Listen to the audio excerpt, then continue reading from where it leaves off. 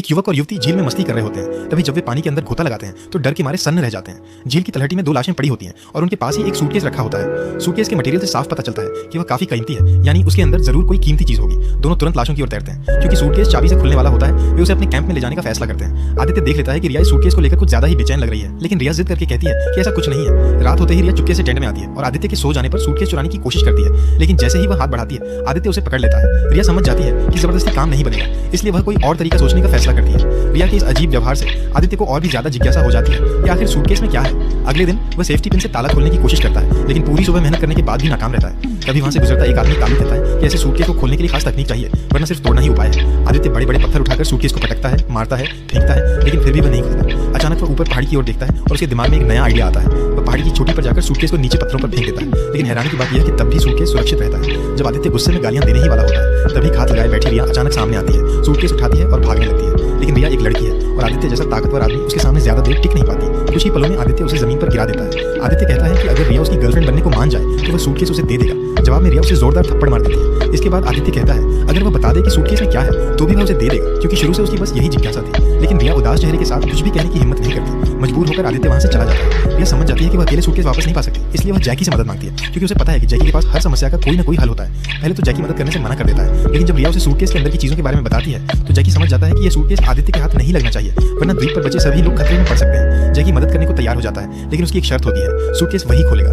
दोनों फिर से उन लाशों को खोदते हैं। उन्हें एक बटुआ तो मिल जाता है, लेकिन रिया कहती है कि चाबी नहीं मिली। ये छोटी सी चाल जैकी को शक में डाल देती है। इसके बाद जैकी आदित्य के पास जाता है। आदित्य समझ जाता है कि वह किस मकसद से आया है और बिना शर्त सूटकेस देने से मना कर देता है। जैकी जानता है कि आदित्य को मनाना आसान नहीं है, इसलिए वह उसके घायल हाथ की बात उठाता है। वह बताता है कि अगर जख्म में इंफेक्शन हो गया और एंटीबायोटिक नहीं मिली तो 3 दिन के अंदर सड़न शुरू हो सकती है और बाद में हाथ काटना भी पड़ सकता है। ये सुनते ही आदित्य गंभीर हो जाता है। उसे पता है कि जैकी झूठ नहीं बोल रहा। इस निर्जन द्वीप पर जैकी ही एकमात्र और बिना शर्त सूटकेस देने से मना कर देता है। जैकी जानता है कि आदित्य को मनाना आसान नहीं है, इसलिए वह उसके घायल हाथ की बात उठाता है।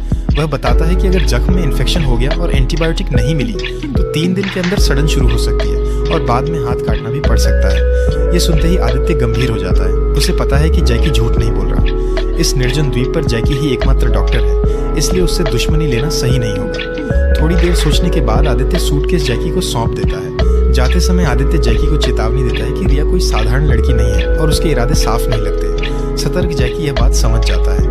कैंप लौटकर जैकी रिया के सामने ही सूटकेस खोलता है। जैसा रिया ने बताया था, उसके अंदर कुछ बंदूकें, गोलियां, थोड़े पैसे और कुछ सामान होता है। जब जैकी एक लिफाफा उठाता है तो उसे लगता है कि शायद रिया इसी के पीछे थी, लेकिन लिफाफे के अंदर सिर्फ एक हवाई जहाज का छोट